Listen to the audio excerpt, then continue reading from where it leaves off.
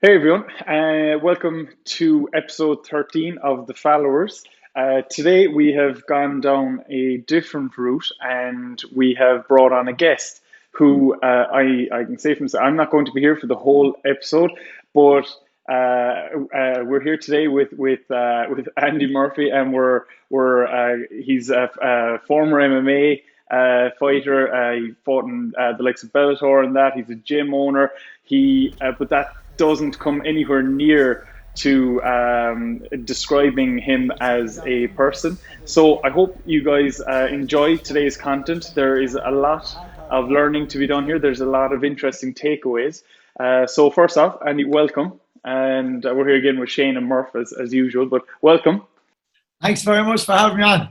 Always up for a chat. I said to John now, he said he wants to fit this in about 45 minutes. So you have 3 or 4 hours, right? Yeah. We can push it on a bit longer if we need to. So we've the whole evening. Yeah, Shane is the car wash, so he's in no rush to get going now anyway. That's coming from the glorious surroundings of an apple green on the N11. So there you go. There's this week's sponsor. Needs a foreign holiday when you can do that. All right. Murph, do you want to take us off? Yeah, so Andy, you run Urban Gym in New Rossa, which is just up the road from us. How long has that been going? So yeah, we opened February 2019, and yeah, it's been a bit of a whirlwind already. Like, you know, I always dreamed, I guess you could say, of running my own gym, but I just never really understood how to go about it. Like, I'm doing this. I'm 34 years of age now, but I've been that guy that when I started off, I was just a work experience guy at 16, going to Greenbank Leisure Club in Carlow, and I was like that squeegee boy that'd be like on the pool deck, squeegeeing the deck, you know, I'd be the guy that put the black bag on the arm, going down the S-bend of the toilet and all that sort of stuff. So I've done all the time in the trench. It's not all that beautiful S&C stuff which we're all doing now, but yeah, came about now after a long old stint in the leisure industry, and then obviously now it's been going great. We've got a lovely vibe, real kind of community atmosphere in the gym, lovely membership, and lovely people coming in through the door. But I guess as most gyms are going through right now, you know, it's a complete shock to the system going through what we're going through. But thankfully, all is going well so far, and we're back in action, and there's a good atmosphere still in the place, even with our social distancing and all the cleaning protocols. Like, nearly, you could say, I'm a cleaner first and foremost now, and a gym instructor on the side, like, you know. But thankfully, like I said, it's just great to be back in the gym, rather than just doing all the online workouts, because I was very active during COVID. I was like in front of the camera all the time, and don't get me wrong, I'm an energetic guy, but I feed off this. I feed off communication and meeting people and chatting and all that then as well, which you'll probably get now over the next 45, 50 minutes anyway. The talk for Ireland. Yeah, we'll chat a bit more about the business and how that's been going, how you set it up and the challenges you face. But you were kind of, I suppose, you developed a bit of a name as an MMA fighter over the last few years. How did you get into that first? Was it something you were kind of drawn to as a younger fella, or did you come across it? The mad thing about it was when I was in college at WIT, and all throughout my school years, I was actually a middle distance runner. I ran up to international level in middle distance athletics. Say you're 1,500 meters, and then your 3K steeplechase was another specialist event of mine. But then between the age of 19 and 21, I ended up having 4 knee operations. So 2 on the right, 2 on the left. And I was kind of told by Brendan Long in Kilkenny after my 4th one, you know, he said, Andy, it's kind of like this. If you keep going the way you're going, you'll have arthritis by 30. Like, but again, that was a stage of my life when I wasn't really doing much S&C. All I was doing was running. I was thinking like strength training, that was a waste of time, because to run, I need to run. I need to be out running, like, you know, to get better aerobically. I need to be doing my, 10 by 400s on the track with 1 minute rest and all that. I need to go running my long 90-minute run on a Sunday, all that sort of stuff. But basically what happened anyway, after that 4th knee operation, I kind of felt a bit lost for about 6 months. You know, you lose something. You're known as Andy, the middle distance runner. Everyone in school, if you told my school friends back then, and that Andy Murphy would be fighting in the Bellator cage in like 10 more years' time, they would have laughed their head off. You want to use it? I'd run a mile from confrontation, and was never involved in any physical conflict as a child or anything. Anyway, I was always the guy to get picked on, because I was kind of like, not that I was popular, but people knew me because of my running and GA and stuff like that. But I was an easy target, let's just say. So I always had an interest in combat sports, but I never really got into it or anything because I was 8.5 stone middle distance runner, you know. So once I kind of got told I couldn't run anymore, I did a bit of gym work for like 6 months in the gym where I was working at the time, Greenbank Health Leisure Club. But I got a bit bored, if I'm honest. I got bored just going in doing like a 5-day program. You know, you're 21, 22 years of age, you're 8.5 stone, you're trying to pack on a bit of muscle, but it's taking fecking forever. And you're kind of getting a bit bored in the gym, just following a fitness program. And I wasn't really enjoying it that much. So when I was in college in WIT, there was an MMA club open down the road from the college. I wanted to get into something that I could just go and enjoy and do something different every day, because when I was running, all I was doing was running all the time, you know. So I wanted to get into something where, you know, each day was different. And once I did my first MMA session, now I say my first MMA session, it took me quite a while to work up the courage to finally walk in the door. I got let down by 2 of my friends who said they'd come with me to training. And eventually just got to the stage where I said, feck it, I'm just going on my own. And I got halfway up the stairs in this Cavernous Paints in Woodford. I was halfway up and I could hear the pads being cracked by the Muay Thai lads. There was this condensation in the room. I was like, what the fuck am I doing? Like, you know, I'm about 8.5, 9 stone at this stage. 9 stone maybe. I put on about half a stone from all my gains on the bench or whatever. But halfway up the stairs, and I finally made it around the corner, and there was eye contact made from a guy who had like worse ears than I have right now. And I made me feel welcome from the very moment, brought me onto the mats. And then once I got the first training session done, I was hooked. I went home and tried putting moves on my colleagues that were, say, my friends in the house where I was staying in student accommodation. The boys killed me, like, but I was just trying to get a single leg takedown that I've been learning in training. And so after that, then I was just hooked. And I just kind of, one day be wrestling, one day be doing BJJ, one day be doing boxing. The one thing I had going for me was that I had a very good aerobic base. I could go all day with that. I was pretty weak, I won't lie, but I had a stubbornness just to keep turning up. And as a result, even Shane would have noticed that when I was with APEC as well. I don't pick things up straight away. I don't think many people do, but by keep turning up and keeping showing up, eventually you're going to get good at it, right? You know, so just surround yourself with better people. And that's what happened with MMA. I had no intention of ever fighting, by the way. No, I had no intention of fighting. And after a year of training, the coach just asked me, said, hey, Andy, there's an MMA league starting in Galway or whatever. Would you be up for going to it? And I said, look, yes. I don't know why I said yes, but I said yes. And once I'd signed up, so that was that. And again, even for Galway, I drove to Galway on my own. And it was funny enough, I had to cut weight on that day, even though it was the same day weigh-in, same day fight. But I was in the sauna with Paul Redmond, who eventually became one of my teammates then with Team Rhino. And Paul fought in the UFC. He's fought on Bellator with me. He's fought on BAMMA as well, been on the same shows, teammates down the line. 10 years on, I made my Bellator debut, and he was fighting in the Tree Arena in Dublin that night then as well. So, it's mad the way life happens, isn't it? Yeah, definitely. Very interesting you said there that you never got into it with the intention of fighting, whereas a lot of people, that often be the first thing that draws them in. And it's probably partly because you went directly to MMA and enjoyed that mixture of stuff, whereas I'd say a lot of MMA fighters come from one of the specific martial arts and branch out into the mixture, or have you found different?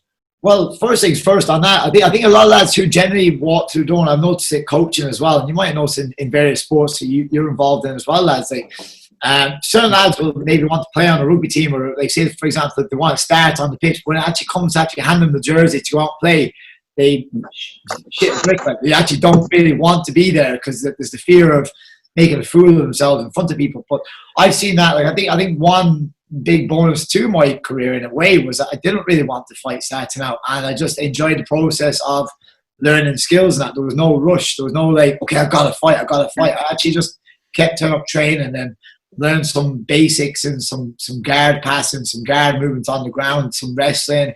And I got to do some boxing. I never threw a punch properly before in my life. So I just got to embrace all aspects of MMA. And again, you said there about maybe some lads coming in from different sports. I find it's actually quite more difficult when you've come from, say, if you come from just a pure boxing background, or you come from just a pure judo or a pure BJJ element. Like a lot of the BJJ guys that transfer across to MMA, they might be phenomenal grapplers, but when you bring punches into the mix, it can change the dynamic of it. When you're getting hit in the head regularly, and even the grappling aspect on the ground, it changes things because space is created when you're throwing shots. So like I actually feel now that the next wave of fighters coming through, i.e. the teenagers, the kids, they're the guys to be watching out for, because they're the guys who are going to be just so well rounded. The days of Chuck Liddell and Randy Couture and all that, they're gone now. Like, you know what I mean? These guys just have one trick ponies and that. Now, like, if you're an MMA fighter, you got to be good in all areas. Like, it's the decathlon of combat sports. That's the way I look at it, and that's why I enjoyed it so much, and it's probably why I miss it so much right now. It still affects me a little bit daily that I can't do what I used to love doing. But I guess I have the banner behind me, I have the urban gym, and that's kind of keeping me motivated. Where now I'm 34, I've got 2 young kids, I got a wife, and it's kind of the next stage, That's I think this is a Mike Tyson quote that everyone has a plan until you get punched in the face. It can really upscuttle a lot of people, which I'd imagine for people who don't necessarily come from a long background of fighting definitely struggle with at times. But I think you touched on a great point a few minutes ago, just on where to begin with undertaking something, and I suppose, without needing to focus big time on the obesity epidemic that we're kind of facing in I suppose Europe as a whole, really. But a lot of people have this fear of undertaking something new and big, whether it might be just going into their gym or whether it's going for even a walk. For some people, they kind of don't necessarily know where to start. But often what people look at is the top end of people and think like, oh, that's where I have to be. Whereas it is important for people. I think that's a fantastic point that you made, that it's so important for people to remember that you'll come in, anything new, you come in at the bottom, and there's people there who will literally hold your hand. Even if they're beating you with the other one, they will hold your hand and they will help you up through the levels to build up that resilience. That's a fantastic point that I think doesn't get hammered home enough for a lot of people who might find themselves not being able to, or not having the confidence to go after something. So that's brilliant. Did you have that, is that the kind of experience that you've had with clients or anything like that, it's... I experience it every day, but I think the big thing is for us all, and you're same as well, that's with your own studies and what you do, but it's allowing yourself to be a beginner, not being afraid to kind of just make that step. It's like, Shane, I got to meet Shane for the first time last year, and it's a big step for me going into just doing an S&C course again, and upskilling around other new trainers coming through. You're never too old to learn some new tricks either. I think sometimes it's the same for me now. I'm 34, and Pat Dibley often says too, a lot of people kind of stop doing things when we get to the age that I'm at right now. We kind of quit on ourselves, but you kind of have to fill in your own cup as well, so it's a case of don't be afraid to fail, and I've done it many times, obviously with running, with say even soccer, and then obviously then when it came to MMA, but MMA was probably the big one for me. But even now, it's just going into courses and stuff, and sometimes you have this, for me, maybe, some people might say you compete at a high level, whatever, but then they have this perceived idea, this guy's going to know everything, and you don't know everything. And it's the same for people coming into fitness. Another thing with BJJ is some phenomenal BJJ grapplers that are black belts, and they're great at preaching about, turn up and stuff and that.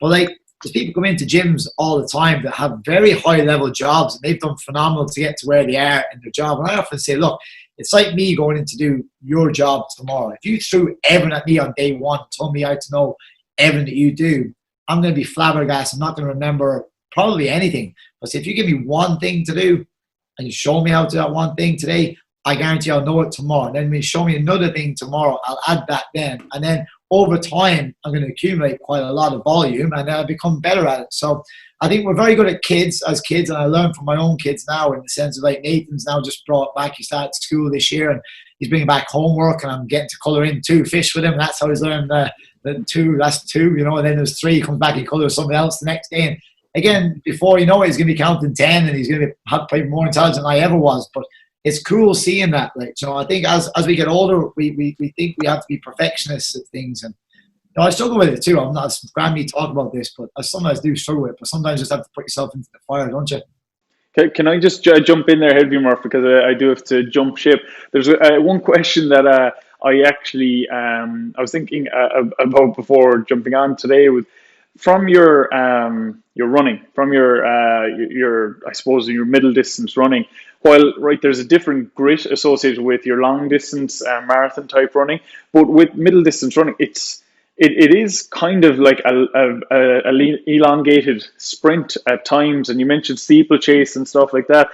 I'm just wondering if you found in your later years of MMA fighting where resilience and like just being in the pit of a fight like that, where you have to be able to bite down and dig deep. Did you find that there was anything you took from those years on the track that kind of led to you there? Yeah, for me, mindset wise, I could go all day. Like there was never a problem. Like even in the gym, my training partners will say to me all the time, my strength was my cardio, but like and I used to love training. I used to love doing all the rounds and that as well. Because what would happen is the lads that would be technically better than me because they've done it for a long time.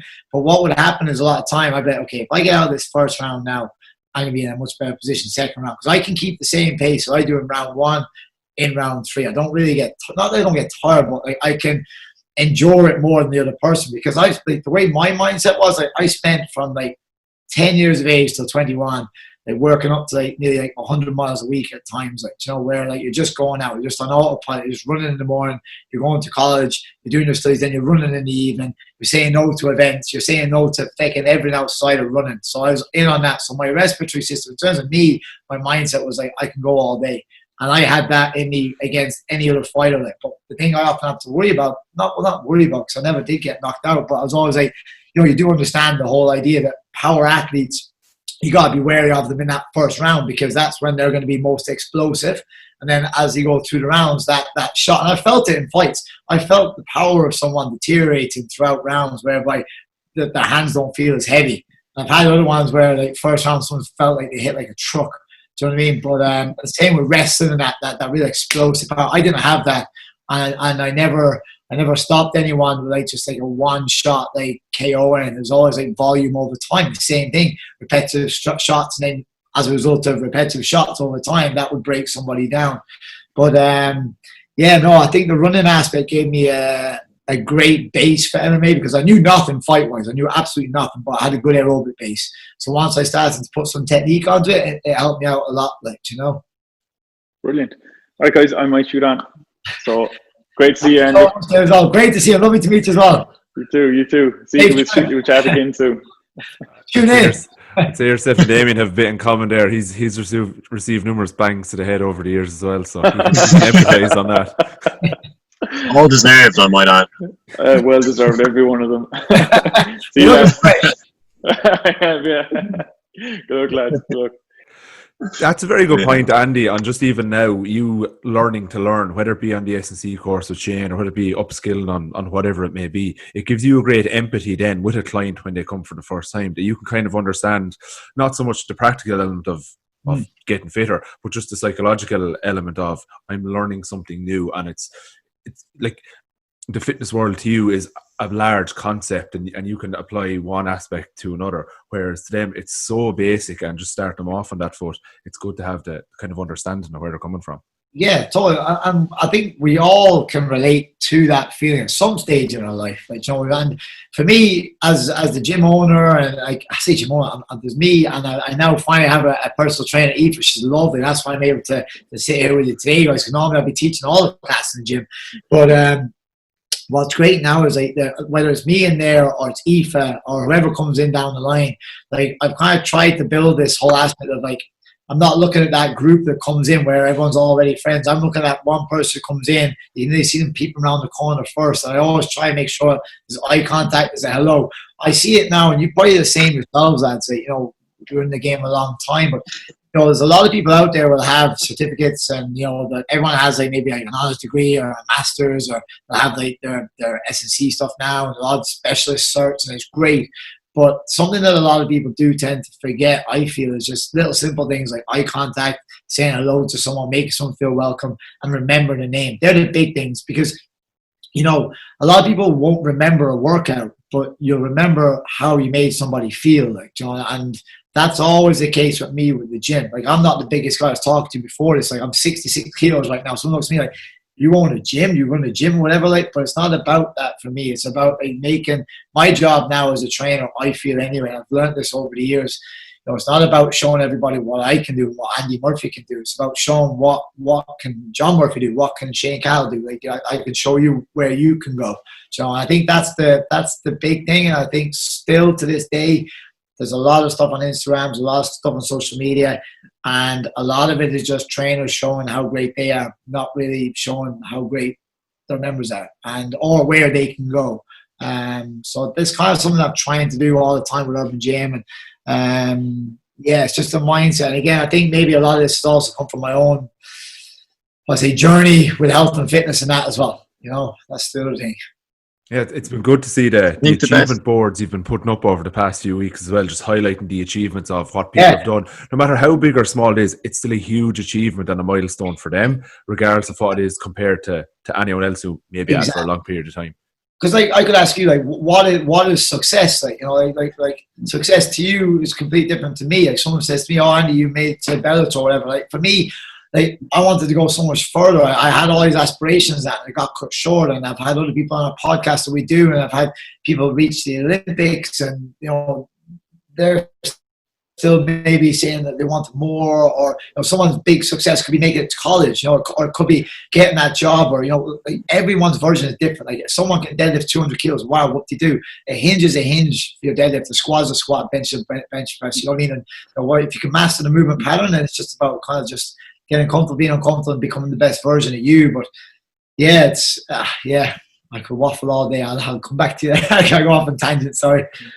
Go on there, Shane. What I was going to say is it was really cool that obviously the pandemic was what it was horrible, but the gym, Urban, almost seemed to, I don't want to say thrive, because I'm sure you had your own struggles like behind the scenes, but like online, or even with the online stuff that came through, it seemed to just go from strength, and the brand seemed to keep growing. And whatever about new members, the members that were there all seem to be loving it. And it's not like, again, I don't know the figures behind it, but it didn't seem like you would have lost a huge amount of members. Like, everyone seemed to be engaged.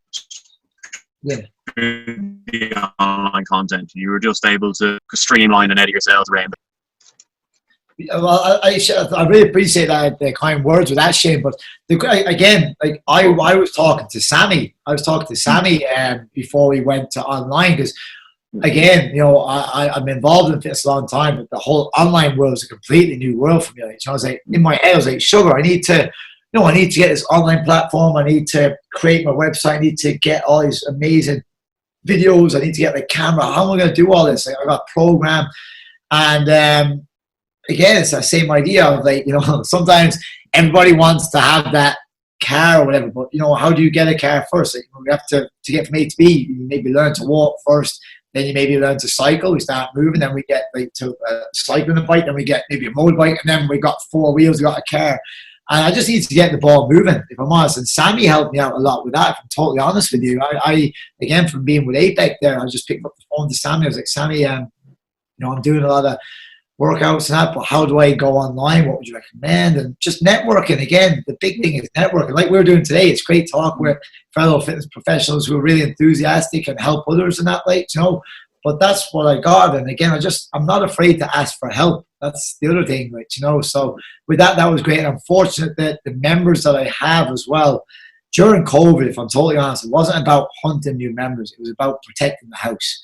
It was about looking after and providing a service to those who have been in with us. And I got a lot of support from our members. When we were forced to close, a lot of our members would message me saying, hey, Andy, we're behind you. We're going to be here when you reopen. And then once I could get the ball rolling with the live workouts, we had a school came on board, Bunskill Reach. And that was, to be honest, that was awesome. Like, getting to work out with my son, Nathan, it was just good crack. It was car crash TV. I was worried before I did my first Rascals class, like, this could go absolutely horribly wrong. Like, screaming kid, not wanting to be there. Am I going to lose it? What's going to happen? But sure, we just went with it. It was just good fun. And people kind of tuned in just to see Nathan doing the burpee, like, you know what I mean? And that was just a bit of fun, and it's stuff that I'll remember. Like, don't get me wrong, it was really hard. It was like, I've got a 2-year-old daughter at the time. I was just a year and a half when we came into lockdown, and I was trying to work out live workouts around there, like Brooks nap time, and then Nathan going to bed at night. I had the music going on. I was doing all my high energy stuff. They're trying to get to sleep. I got Marina behind the camera on the computer here. She's typing up names of who's working out so I can shout out, give shout outs and stuff. Like, yeah, it's stuff. Like I said, I appreciate that we see the success and stuff. But again, yourself, Shane, there's a lot of programming, a lot of planning goes in as well. And every workout for me, because I'm a high energy kind of guy, it's nearly like a performance in a way. Not that I'm a monkey or anything like that. It's not like dance for me monkey kind of thing. I like to think I'm knowledgeable what I do. I don't just shout for the sake of shouting. There's a lot of cues and stuff there. But I would be a high energy coach. And yeah, there's a lot of high energy dispensed over COVID, that's for sure. It's like you say, it looks like it's running smoothly. If you see a duck floating across the water, it looks like it's smooth. If you look under the water and its legs are going like mad, trying to propel you along. My manager, former manager John Windle, a good friend of mine, used to say the same to me. A kid's party would arrive at the arena or Kingfish where we used to work, and it'd be on a Sunday, and I'd be doing DM, and this kid's party would arrive, and the parents are all excited, and they got the cake, and they're coming in, and I'm like, I don't see a party booked in. I don't have staff. I'm like, Johnny just be like a duck. So yeah, let's get the castle right now. We try and ring staff to come in and try and get everything sorted, like, so exactly cool and calm on the service, but kicking like underneath, like, Just back then to your MMA career, to wind it back a small bit, you started off in MMA club in Waterford. What was the name of that, and did you stay with them long term? So yeah, good question. So what happened was we started off with a team called Waterford MMA, and the main coach there were Anthony O'Brien, Tony Welsh, and Bobby Mead, and I guess over time that club kind of dispersed for various reasons, whatever. But what happened was when I actually got a job managing Whites of Wexford, and kind of the whole MMA stuff kind of started to stop then, because you start managing a gym. You know what I mean? It's a 4-star hotel. You're managing staff. You are the guy to go to when things break down, go wrong, covering shifts, all that. You're organised everything. So I wasn't able to keep the level of training I need to keep going. So I had a bit of a break from MMA then. But what I realised then was, I was like 20, 28 at the time. And I remember being at a meeting in, I think it was in Portlaoise, where all the different managers from all the different Dalata Group hotels, all the Club Vitaes and Clayton management would meet up. And this one day, I'm 28, and we're going around the table introducing ourselves. And all the different managers were like, hi, I'm Jane. I manage whatever Club Vitae in Cork. Hi, and I used to play Camogie, but now I'm managing. And then another manager would go to the next manager. Hi, I'm Dave. I'm manager here at Galway, Clayton. I used to be into strength and conditioning. I used to compete at Olympic, blah, blah, blah, but now I'm managing. And these are lads in the 35, 40 years of age, and some of the women were slightly older than that as well. And it got to me, I was like 28, and I was like, hi, I'm Andy, I'm 28. I used to do MMA, but now I'm managing. And it was only about maybe 6 weeks after that, Marina told me, when I was blabbering on about reports and budgets and all this sort of crap while having dinner in Jeff's in Waterford, she told me she was pregnant with Nathan. And what should have been like the happiest moment of my life at the time, I was just a blur, because I got back talking all about management crap. And it was only about 3 weeks later, I was back in the gym in my office, like here on a Mac computer or whatever. It wasn't a Mac, it was whatever computer it was. I was looking at budgets, and I just sat there. I was like, what the fuck am I doing? Like, I'm 28. I'm married happily. I got a baby on the way. And I'm like in this job where I'm meant to be like, I'm a graduate of recreation sport management. It's taken years to get to where I am now. I'm managing a gym. I've made it. Why am I unhappy? Why am I not enjoying this? Like, do you know what I mean? And I just kind of came to realization at that point that I'd rather be a fit, happy, healthy dad than an unfit, unhappy, wealthy dad. I kind of made that choice then. And Marina just said, I think, one nice say, Andy, just get out of that job. Just you're not enjoying it. Your personality's changing. And thankfully, I have a support network around me. It was great. I was able to leave that. I didn't buy any stupid stuff that would have made me have to stay in that role. Like I said, I love the people. It wasn't that there was no fallouts with the GM. The GM loved me. I'm still in contact with him. I'm still in contact. I go in for teas, coffees, all that sort of stuff. But the role, I just didn't enjoy it. I just did not enjoy that aspect of stuff. So I got back then, and I just made a promise to myself then. I was like, look, I need to get back MMA training. And I messaged Miles Price in Team Ronald Kilkenny because he was fighting professionally. And I was like, look, I was doing PT at the time. Then what I did was I used to do PT in the morning from like 6 to 9.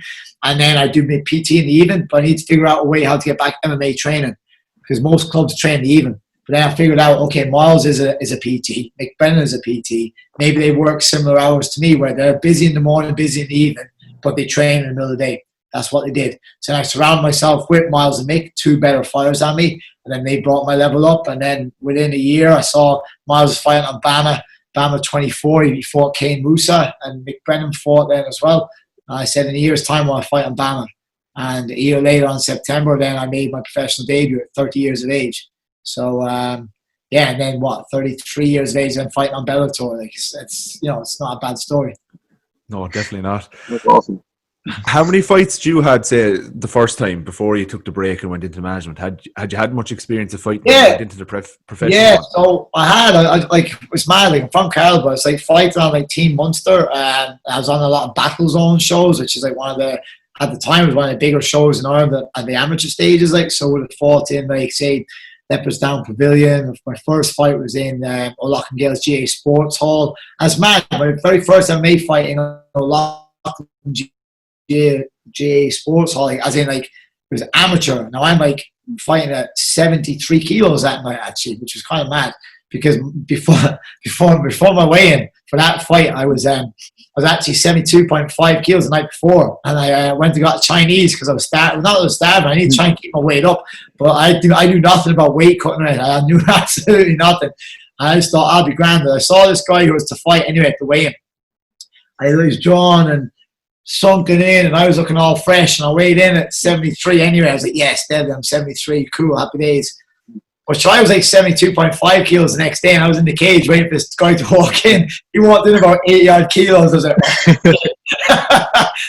so that'll tell you about, like, back then, that was like 4-ounce gloves, amateur debut, no shin pads, any stuff like that. We're allowed to hit to the face standing, but we weren't allowed to hit to the head on the ground, which is crazy. That'll tell you how mad that was. That was back in 2010, I think it was. So, yeah, it's crazy. And then, 10 years, in 9 years on, fighting in Bellator. Like. But again, the same emotions not same emotions, a lot cooler and calmer for Bellator. Actually, walk into arena was grand. I used to enjoy all that sort of stuff. The first one was the most nerve-wracking one in O'Loughlin Gales GA Sports Hall. Like, because once you're in the cage, nothing changes. You got like a referee there, you got your opponent. So it doesn't matter if you're in the cage in O'Loughlin GA Sports Hall, or you're up in the SSE Arena in Belfast, or you're in fucking Newcastle, or you're in the 3 Arena in Dublin.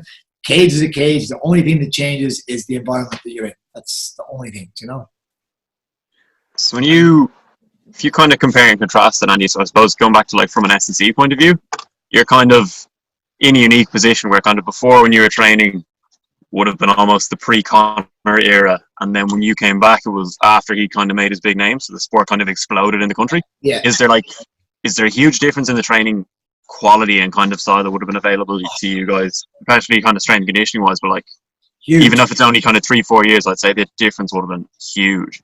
Yeah. Well, do you know what it is? I'm sort of trying it across in the gym where I'm training now. Like it's just a lot more science now. Like the proof is in the pudding. Like, like before, like 2010, 11, you're nearly just doing all this, like, old school stuff for the sake, like flipping tires and sledgehammers, and you're just doing stuff to get a sweat. Like you're not like you're training hard, but it's just like that old school Rocky stuff. And it's grand, and don't get me wrong, that can be cool. But, like, actually having some sport specific rest in that then as well, and, like, doing your proper strength training, like your 5x5s, maybe for your strength to get stronger, not necessarily like building loads of muscle mass in that, but to be sport specific. So even doing, like, your strength and power phases, as we talked about in APEC and that as well. Like, I just noticed a huge difference. And having, like, an S&C coach for my last 2 years of my career anyway, when I turned professional, that was huge because, like, again, even having, like, intra, like, say, drinks, like, in terms of, like, your BCAAs and stuff that you're taking on board throughout your training. Like, we weren't doing any of that sort of stuff. Like, and I remember even back, like, 2011 and 12, we were sparring 3 times a week, which is fucking crazy. When I think about it now, the amount of trauma I took when I didn't even have, like, a great skill set back then. You're just going in. You're like, like I have a deviated septum here. I can't breathe through this side of my nose. I can breathe through this side fine. But like the amount of times I go in and my nose, I can be banged up on a Monday and I'd still be sore. I'd be getting banged up again on Wednesday, Joe, and you're getting a heavy leg kicks and you're just a broken man all the time. There's no such thing as an active rest back then. It's like, okay, well, if I'm not trained, it's you're branded that you're soft or whatever. So you just have to keep turning up. But now, and when I went to Team Alpha Male, that was the big thing for me, the realization that, we were training 3 times a day over Alpha Male. But after each single session, we were doing like 15 minutes of yoga with a lady called Bethany Delsit. And it was all about like calm the nervous system, loosen the body, loosen the mind, and get you ready for your next training session. So you're prepped and ready. So I got to see a lot of stuff over there. And the same with Rhino, like up in Chimay, we got like sports psychologist, Richard Shannon looked after me with that. So we did a lot of visualization drills, which again, some people think it's all higgledy-piggledy, but trust me, this stuff works if you truly, now you can't just visualize and not put in the work. That's a separate thing. You have to be training and you have to like really visualizing your cues and what you want to do and where you want to go and what you want to achieve. And you might have seen the video, the YouTube one where I left rip to the body against Stephen Kilton up in Bama. That was all stuff that I pictured in my head and it came off in the fight. Now again, you can have visualization and it might not work. Like I visualized beating Dylan Logan in Bellator and I had certain movements. And again, I tried those movement patterns in the fight, but they didn't come off. But I felt a lot calmer going in because as far as my mind was, I'd done the work and I wasn't nervous. It was none like I felt the way I wanted to feel going into those. Whereas in my early amateur career, there's a lot of like, you're hyped up and the entrance music's coming on and but like realistically, you want to feel a sense of calm, focus. You want to be in control. That's the feelings you want to have. I think that's a big difference I had when I turned professional to when I was amateur. Obviously, you want to win in both scenarios, but I'd better tools as a professional than when I was an amateur. And how many professional fights did you end up having? I had 4, and if I'm totally honest, the last 2 I should not have fought. I shouldn't have even fought in Bellator, if I'm totally honest with you.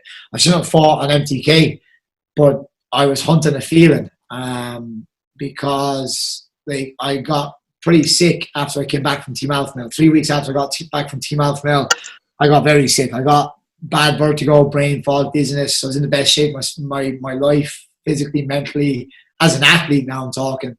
And after 3 weeks back from Alpha Male, I just got absolutely rocked. And I've been battling even to this day. I was talking briefly before we came on here. I finally got to see Jack Lambert 3 weeks ago. Bloods came back from Germany for 3 months ago, and that they came back with a positive test for Lyme disease. So basically I had brain scans, I had ECGs, I had all these scans, and I saw different specialists, and I saw one doctor. A doctor tried to diagnose depression. That was when I was at breaking point. I was like, here, hang on a second, I am not depressed. I'm happily married, I'm in a job I love, I've got, at the time, 1 child, Nathan, I love to bits. I don't drink, I don't smoke, I'm fighting professional. I was fighting professionally, and you're telling me that I'm depressed. So what do I need to do to get out of this depression? Surely things like exercise, sleep, rest, family, they're all my support network, which is phenomenal. But you're telling me if I take this pill that you're going to throw at me, that's going to make me better. I call bullshit. And that's when I started to make changes with things like nutrition. I started to change my training. Did a lot more yoga. I went down literally from my house here is where I dropped my kids to my child at the time, Nathan. My child Nathan to creche. He's still my child. I dropped him to creche, and then there was ladies. There's like 7 or 8 like 60, 70-year-old women doing yoga with a lovely instructor, Lynn, and I'd go into that.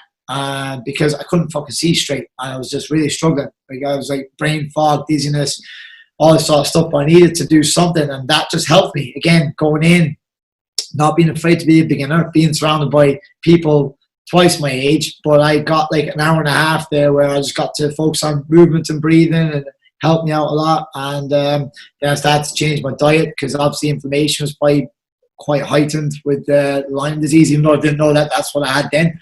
So I started changing my diet, started changing my nutrition, started doing a bit more meditating. I was always very good with visualization, but I asked my sports psychologist, I asked Richard to, instead of doing visualization drills for specific fights and visualizing getting back in the ring and out of the cage, I started to say, look, can you do a visualization drill just for healing, just in terms of to calm myself down before I go to bed, create a sense of calm, start visualizing, feeling well. All the stuff that you might say is higgledy-piggledy, and I'm sure some people might listen and think that's a bit whatever. But again, some people choose the idea that, they give this higher power to people like doctors and stuff like that and say, okay, what they say is gospel, and they run away with it. And don't get me wrong, some people, and Western medicine and Eastern medicine, it's great, whatever. You need a mix of the two, but I wasn't prepared to just take a depression pill because of what I knew. And Marina was the same. I'm not depressed, and that's not saying depression's not real. It certainly is. But I remember that hit me hard. And anyone that knows me knows my personality, how I am. I love talking, I love being around people. But again, when it came back to those last two fights that I had, I shouldn't really fought them. I was just so stubborn that I was like, okay, well, me feeling like this beats you at your best, and that was just not a good way to be. I wasn't able to train the same level that I was for BAMMA 28, even my pro debut, and I was hunting a feeling that realistically I wasn't going to get. Do you know what I mean? And in a way, I'm lucky that I would have loved to win my last fight. I knew it was going to be my last one. Bellator. It's like there's no bigger show than Bellator bar the UFC. At 33 years of age at the time, I realized I'm not going to fight I'm not going to be a world champion at that stage. And that's not being negative. That's for the first time in my life, maybe being realistic. I just opened up a gym. I was on a red light in the sense of I was training twice a day, but I was running a gym where I'm teaching 4 classes a day then as well. Fight week, all these other fighters were all in the hotel from the Monday being put up and resting and chilling and focused on weight cut. I'm cutting weight. I'm teaching like a class at 6:30 in the morning, driving up to Dublin, to do like the photography stuff and all that. Then I'm driving back, teaching like urban box, Pilates, S&C, BJJ, and then I'm back again the next morning. Then I'm back up to Dublin. It's not being an excuse. It's just being very real with where I was fight week, and that's not how a professional athlete should be operating. So I actually loved fight week, but it was also a realization that I couldn't sustain that. And even with my health at the time, I made weight really easy for that, and I shouldn't be making weight really easy for that. But it wasn't because I wanted to make weight easy. It's because my body was just fucked. And just on, we'll come back to your changes in nutrition in a minute, but on making weight, what did you predominantly fight at? So I fought 66 kilos, and I normally walk around about 75, 76. And you're probably looking at me now, I'm a lot leaner than that. Just let that sink in with everyone for a minute. That's about 10 kg below. 10 kg is quite a lot of weight. So what sometimes is that involved trying to make for the weigh-in? So what I would do is obviously when you're training, you need to have energy to train. At the end of the day, and this is another thing for even just the everyday person going to a gym. You don't be starving yourself. Don't get me wrong, fasting and all this sort of stuff's grand and stuff. But you need fuel to train, to perform. To perform optimally, nutrition is key. I see so many people, even in health and fitness, they're starving themselves before going into a spin class, or starving themselves for certain HIIT class and stuff like that as well. If you want to push the body, you need to be fueling the body right. So when I was training and fighting professionally, a nutritionist, and he sorted me out with my nutrition sense, I would have food at 7, 10, 1, 4, 7, and 10. Now, when I was yeah. Yeah. And that was when I was 76. So there was a guy in Carlow that after me was Joe Walton. He's great now. He's just kept things simple for me. And it was literally I'd be having things like chicken, basmati rice, and broccoli, for example. And because I was working in WAT Arena, I was able to bring that in my Tupperware boxes and stuff as well. But and then again, it was just working. I felt great. At the first 2 weeks now, when I started to eat that way, was really tough because I wouldn't be a big eater. I found the first 2 weeks very tough to eat. But what I found after about 3 weeks was I was getting really hungry at about, say, 9:30 in the morning then. And then, say, at around 12:30, 1:15, I need to be going on my lunch and work, or that Happy Andy's getting a bit angsty, and Marina would have been the same here at home. She'd be like, Andy, what the hell? I had a guy Kyo's Prime Meats, actually, and here's me now, Mr. Vegan here. But the guy sponsored me Kyo's Prime Meats, and he used to sponsor me with the chicken fillets. And basically, it was really handy. It was really convenient. It was great because I got my great source of protein in then. And all I used to do then was when I got to about 3-4 weeks out from the fight, I'd start to reduce my carbohydrate at say 10 and 4. And then I'd reduce it again a little bit then. So you just say, okay, Andy, take out your basmati rice there. Take out, like, say, a quarter cup of your rice there and there. And see how we are for a week. We'll check our weight again then, same time. So the weigh-ins, we'd always do a weigh at the end of the week on the Saturday morning, check weight all the time. But then you get to like the last week. And the last week is always the hard part. Because normally I'd have cut to about, from the nutrition aspect, I'd be walking around about 76. And I get to about fight week, I'll be about 72. You know, so then I still have 6 kilos of a cut, like, you know. And but what you do that predominantly through a water cut, is it? Exactly. So what starts happening then is on a Sunday. Depends on the day that you're fighting. It's a Saturday night fight, you start doing your water loading on the Monday. But if it's a Friday night fight, which Bellator was, you start doing your water loading on the Sunday. So normally it was like an 8 liters on a Sunday of water, 8 liters of water on a Sunday. You wouldn't drink it all at once, obviously. You drink it throughout the day, you know. And you make sure, again, another schoolboy error that I would have made in my amateur days was, and Shane, you have done this with your bodybuilding, I'm sure, but in my amateur days, I used to have it in the fridge. I used to get a banging headache because the cold and that. Like, if you're doing fights in the winter, your hands and your feet get really cold as well.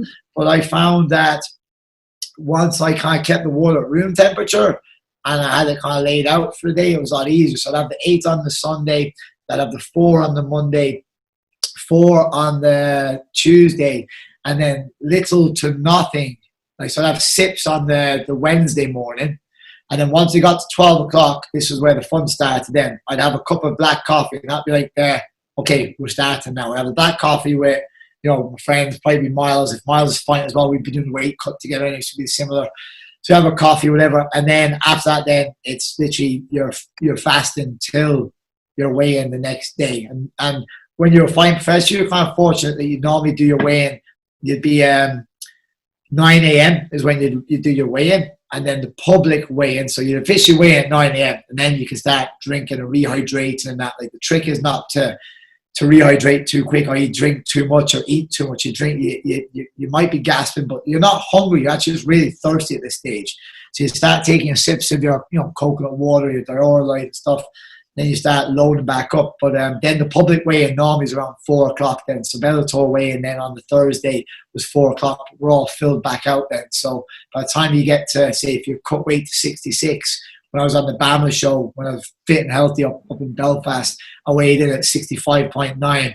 But so by the time the public weigh-in came on then, you're up to about 74 kilos. Like, you're pretty high already. You know, and your face is filled back out. You just... You know, a lot of fighters make the mistake of thinking that the fight is making weight. It's not. The performance is the next day. So you got to make sure that you make weight and then you rehydrate and you refuel properly so that you can perform, because it's not Weight Watchers that you're doing. Like, it's not, okay, Andy, well done. You made 66 pounds. Good job. There's your little gold star. Whatever. See you next week. It's like, no, tomorrow you got to go and fight, you know, so it's a different game. So what have you done, about 24 to 28 hours from weigh-in time to when the fight actually happens? Yeah. So, like, normally, so it depends on where you are on the card as well. Like, when I fought on Bellator, I was the second fight out. So I actually fought at, you know, 5, 6 o'clock. So before all the madness starts, where everyone's all drunk and doing all their stuff, whatever, and they're singing Sweet Caroline, whatever. I would have been earlier in the day, but Bama up in Belfast, or actually Bama in Dublin now, the very first one, I was halfway up the card in that one. So, yeah, you have you definitely have 24 hours, rehydrate, refuel. You feel like once you've done your pre-fight shakeout on the morning of the fight, you feel good. You're kind of excited to perform. Like, you know, you wake up with a bit of nervous energy on it. Once you've done your bit of pad work and move around and you let off that nervous energy, then you're kind of like, okay, I'm excited for later on, like, you know. Yeah, no, I did a water cut before for a powerlifting competition, so I've some bit of empathy. I wouldn't have went to the same extent as you did, and I was lifting about 3 hours later, and I didn't have to worry about getting cracked in the head as I was doing it.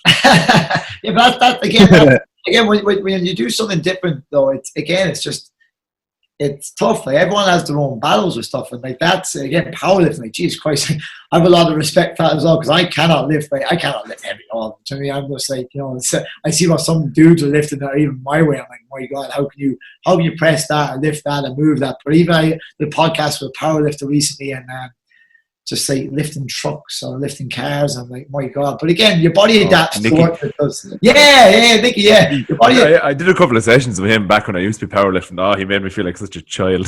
You felt like a child. Imagine what I feel. I'd probably feel like a fetus in the womb, I'd say. Well, I would be like, but if we get a fish.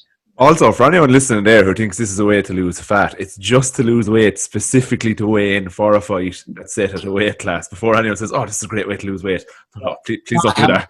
And you're not, and you're cranky, and you're not the same person. And I remember the one that I had for my pro debut was a really rough cut. I was in the sauna with Mick Brennan. We're actually back in Greenbank in Carlow, where it was my first workplace. And what was mad was I was cutting weight, and the night before my professional debut, I was 71 kilos. The night before my weigh-in for my professional debut, I was 71. And I had to make 66. So get that one into it now. So yeah, this was tough now. And I met Miles. I met Miles. It was literally spitting. Yeah, I met Miles at Greenbank. He was late. He was meant to be at Greenbank at 8 o'clock. He arrived at 9, so we had an hour because Greenbank closed at 10. But I had to do 4 15-minute stints in the sauna. Now, I'm not drinking any water at the stage. I've not been drinking water since 12 o'clock. 4 15-minute stints in the sauna. Come out for like 2 minutes. Miles is scraping with like a banking card. It wouldn't be his banking card. I think it was a student card, whatever it was. Scraping water off. Coming out with a towel. Getting out. Getting back in. I drove home. Got into bed. Had to get an ice cube out 2 or 3 times in the night because I was just like, I was actually headachy. I was like not feeling great at all. Next morning, we got to 69 kilos that night, and then we called it. And then the next morning I got up, I think it was like 68.2. So I still had 2.2 kilos to cut. And then I met Mick Brennan. So this was a Friday morning because the first BAMMA fight was a Saturday night that I had. So this was Friday morning. And what happens in Greenbank on Friday morning? Aqua aerobics. So yeah, some buzz. So all these ladies that I used to like years ago be on the side pool doing my jump jacks, Mr. High Energy. I'm going in there looking like E.T. into the sauna, weak as hell. And I couldn't really talk. Like I was just, and I have the women coming out after the class were coming in.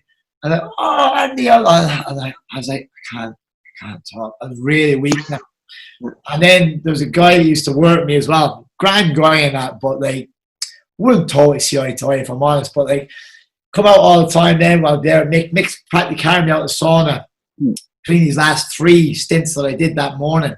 And it was on the side of the pool deck, and then your man comes in with one name just in case people know the name. He's like, oh, you far off, you got much to go. And in my head I'm like, fuck off. I couldn't, I was so weak.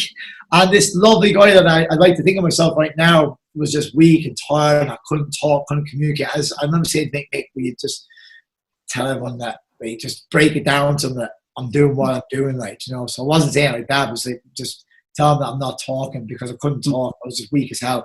Mick drove me up to Dublin that day. We had the weigh-in at 3 o'clock. I made weight, but like, you probably see photos of me online for that weight cut. It was not a good weight cut. I was like, I was 78 kilos, I think it was, 4 weeks out from that fight because I was originally meant to fight at 70 kilos against Keane Cowley at the time.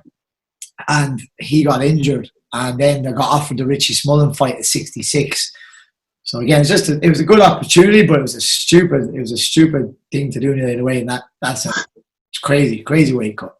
You mentioned there, back when you were starting to feel unwell towards the end that you changed your diet quite a bit because I know we're getting tight for time and it's something we wanted to touch on anyway. But when you change your diet, what kind of different approach did you take? I know you weren't able to avail of the sponsored chicken fillets much anymore.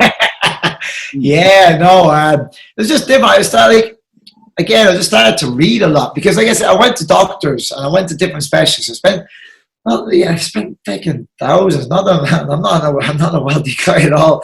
But like you do, like when you like, not one just to quit easy on stuff. Like I'm not one just to there's an arm around my neck there, I'm gonna tap out of that. Like, and certainly with my health, like your health well and truly is your wealth. I've took it for granted many times before, where you just think you're always going to be fit and healthy and well.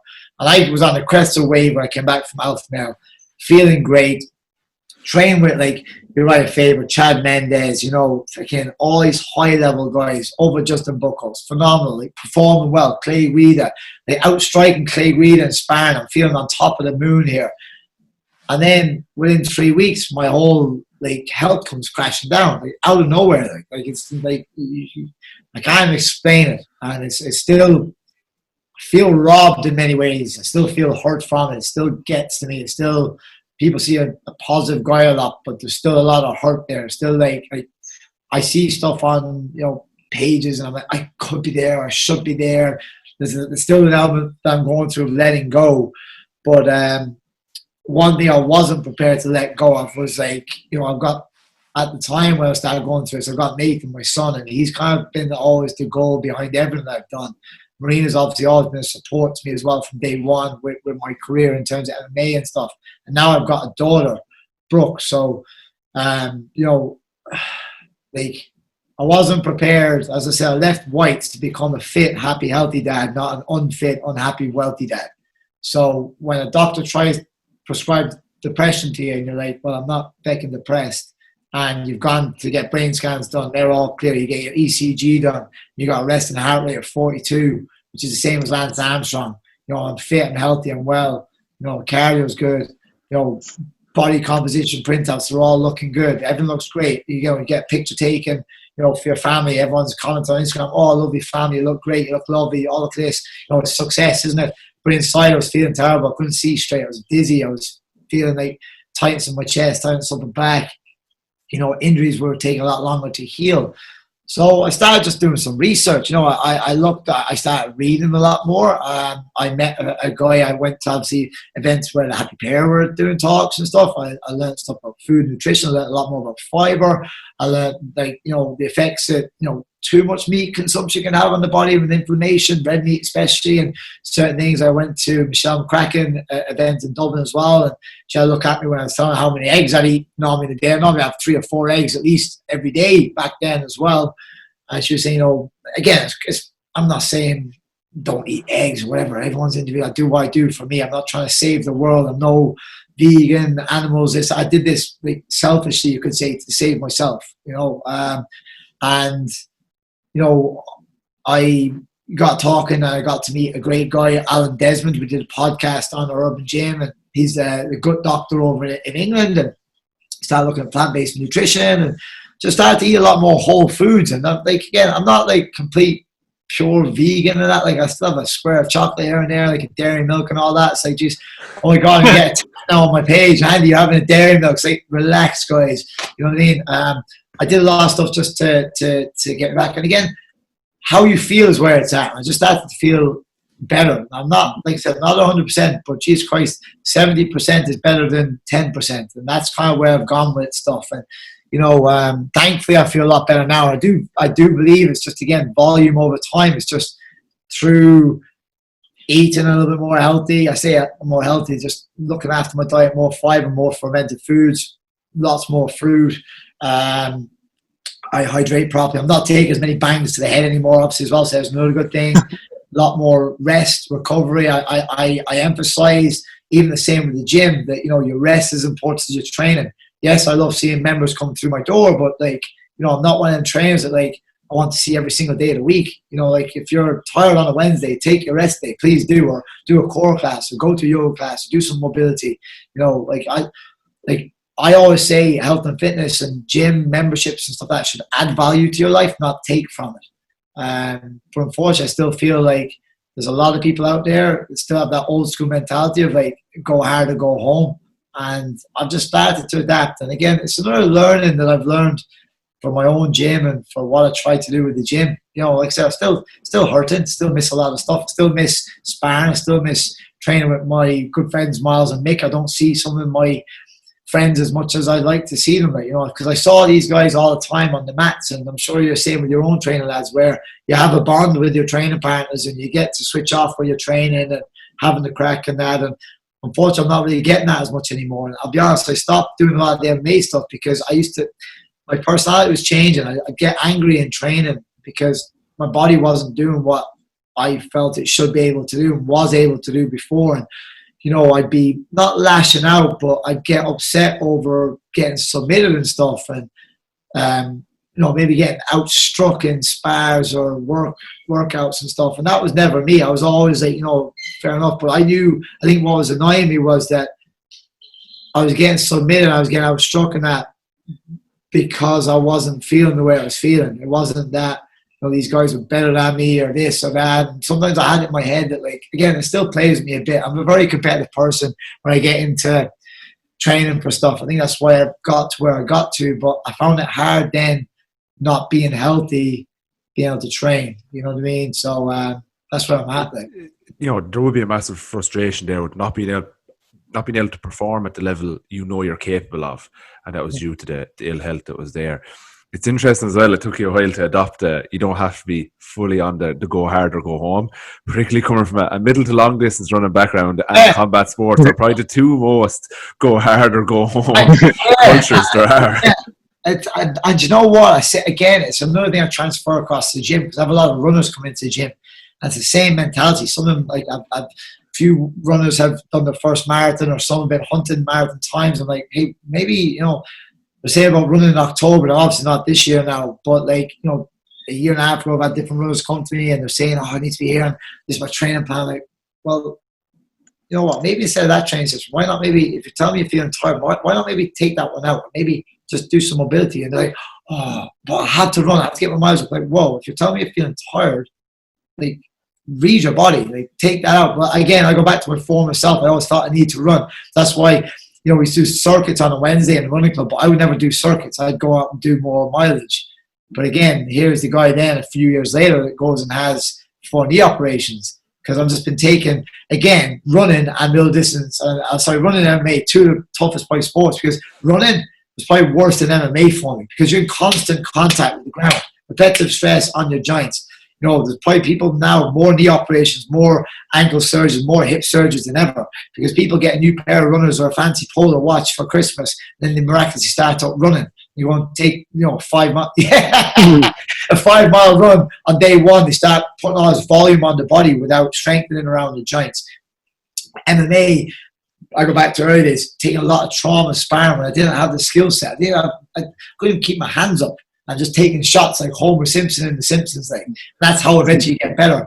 So, but, like you said, we do need to learn, and a lot of people need to learn to adopt a smart training schedule. Again, that's where guys like yourself come in handy, and Shane with APEC, and educating trainers, and even people like myself. We're never too old to learn, whereby I say, okay, let's delve in a bit more in terms of how do we develop our strength? How do we properly develop our power? How do we, what are our energy systems? What are we trying to actually achieve from this training session, rather than just make the individual sweat?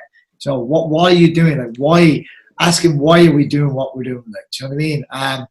And again, I think it's a fine balance. Some places can be like over science, and then some people like no science. And I think it's trying to draw the middle ground somewhere. So I brand our gym as a boutique gym, so it's kind of a bit of a mix of both. I don't brand it as a pure S&C, but it's trying to find that fine line between training, rest, and recovery and all that then as well. Just trying to find that balance, and we'll just ask you a bit about your boutique gym before we wrap up.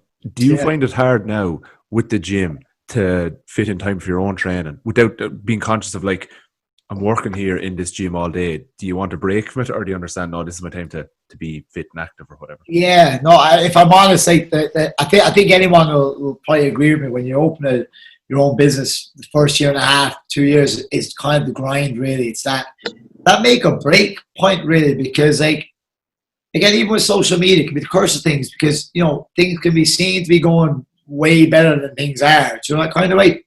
I'm not saying things go bad with our gym. We're enjoying the process of it all, but there's so many peaks and troughs. The same way with training, the body adapting to stress. That's what's happening when you're strength training, isn't it? And it's the same with opening the gym, running the business. Like, my biggest fear, my sports psychologist asked me about 6 weeks before Bellator, a question, and it stays with me to this day. He asked me after training, what would you do if you weren't afraid?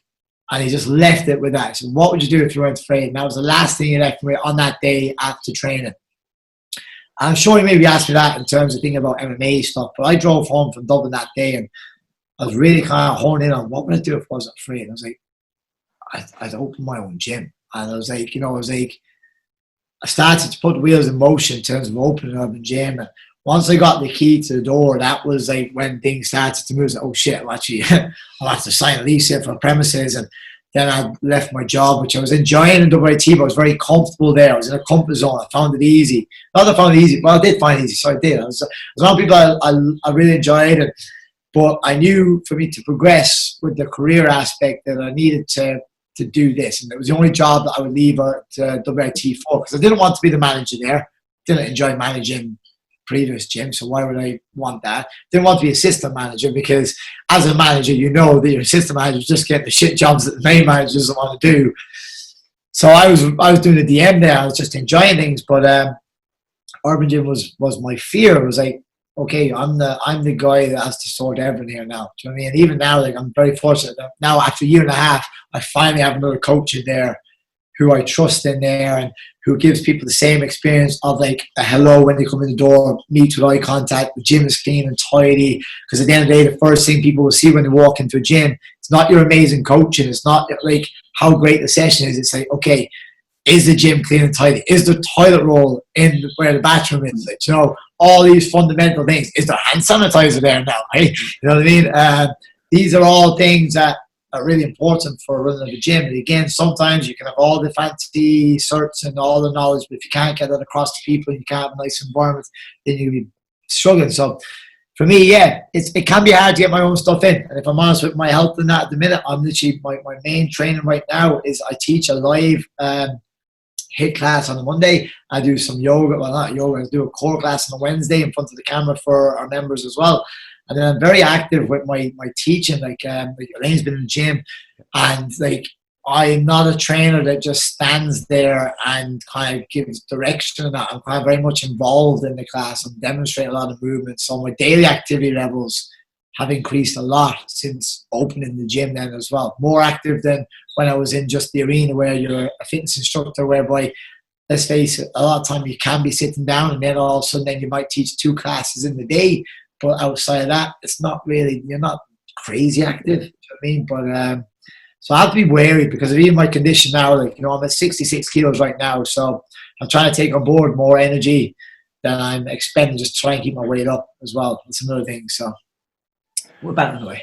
Yeah. Shane, do you want to hop in with any questions before we finish up? Then we'll let Andy give a little explanation of what a boutique gym is and plug it as much as he likes. It wasn't actually going to be a question. It was more just going to be a statement that we haven't voiced to Andy yet. But your gym is just the sexiest gym I've ever seen. Like color scheme wise and just the general look of it, it's just fucking stunning. And we talk about this like every time in the lead up to getting Andy on, because obviously Damo had met you before, I didn't really know, and he'd be like, "So what does Andy do?" I was like, "He has the sexiest gym you'll ever see," and then like a lot of other important things on his CV. But essentially, he owns the sexiest gym. Hey, John, thanks so much. Thanks, like it means a lot because, again, I have a good friend of mine come in yesterday, and he did some more design down the end wall. And again, the gym, I opened the gym like 6 weeks before I fought in Bellator, really, and I had nothing. I just had a vision of where I want to go. I had like no equipment. I didn't even have a 2-bay rig in the gym. I had a matted area. I had some bumper plates because I was going to do a lot of like circuit type work. I had a prowler run, and Paul had designed the wall, and I had this behind me here, like just the selfie wall, because I had this vision of like, you know, showing off people. I bought a coffee machine in the gym before I got like equipment, because I just had this idea of creating a place where people would rather like to enjoy going to rather than feel they had to go to. And just over time, the same way with how our bodies adapt to training, it's just been volume over time, bit by bit, putting a bit more back in.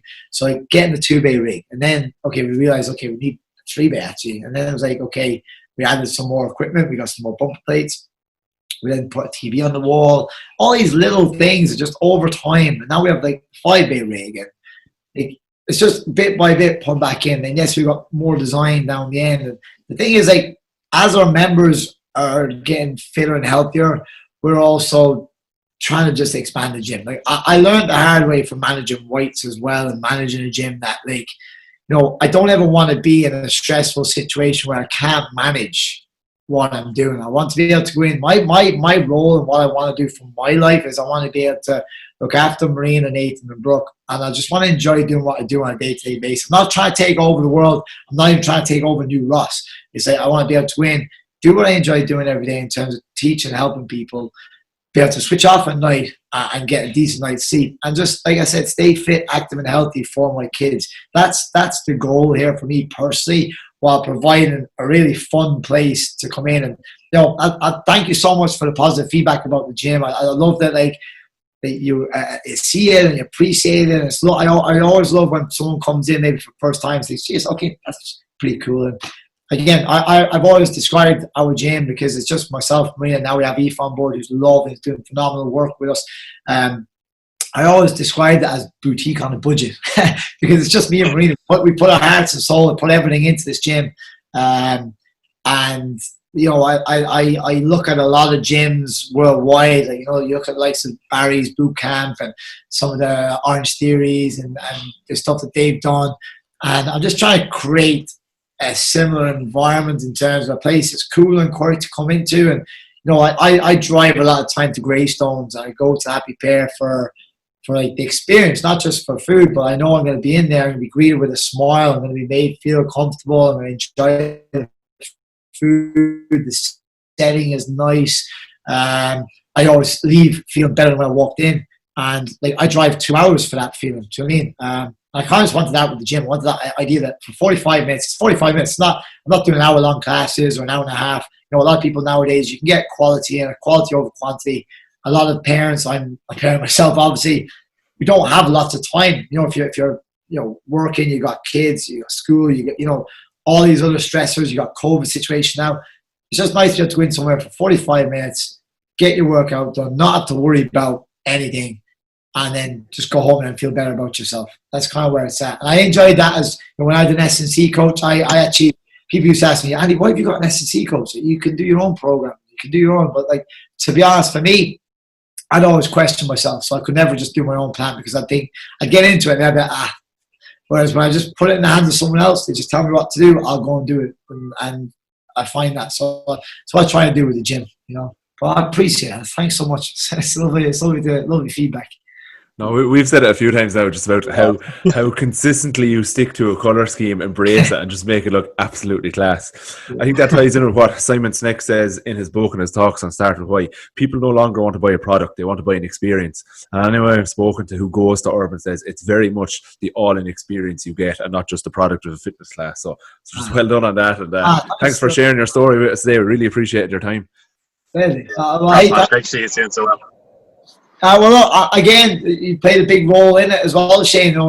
It's just giving that extra confidence as well with going with APEC and learning to be around like-minded people and people with a growth mindset and just forever learning. And I think I started in this health and fitness journey when I was like 16, and back in the NCEF days, and just trying to adapt it from just reading stuff off a manual, and I try to add a bit of crack to stuff as well. Like, I'm sure some people will watch stories and certain things in Urban Gym, like, he's a fucking madman. I can't deal with him. He's too hyper or this or that. And there'll be some people that actually love that. And you kind of, without sounding voodoo, it's like you do attract your tribe from your vibe and all that. Like, I know SPG, they have that with the tribe and all that, and there might be a rival MMA gym, but it's very true. I think people trust people. We got a nice community coming in, and again, I like to think they've got a nice network around, like yourselves, John and Shane. And it's great that I can pick up a phone and ask for help when I need it, because I don't know everything. I don't have all the answers to everything. And I think it's great as a trainer being able to network and navigate. I see Urban Gym as a way of leading people to the ocean. By the way, that's what I see. It's a place where people can come to that if you've never worked out before in life, or they want to start at some point, I can point them in the right direction. If someone wants to become a professional athlete in MMA and all that as well, I can guide them to a certain point, and I'll guide them on the way to, like, where I'll bring the Team Rhino, I'll send the Team Rhino, say, hey, stay with them, they'll guide you. But that's my job. I just can't facilitate, really. It's like Miles Price used to always say to me as a fighter, like, I'm just the co-driver and you're the driver. Just like kind of just navigating you on your way. That's how I look at things. Yeah, fantastic outlook. Thanks a million for coming on, Andy. Anyone who's listening on Spotify or iTunes, it might be worth checking this one out on YouTube. We're going to overlay some pictures and videos of the gym just so you can appreciate what it looks like. You'll also get to see Andy's slick haircut and the inside the inside of Shane's freshly washed car. Fresh Shane. Thanks everyone. See you all next week. Thanks so much.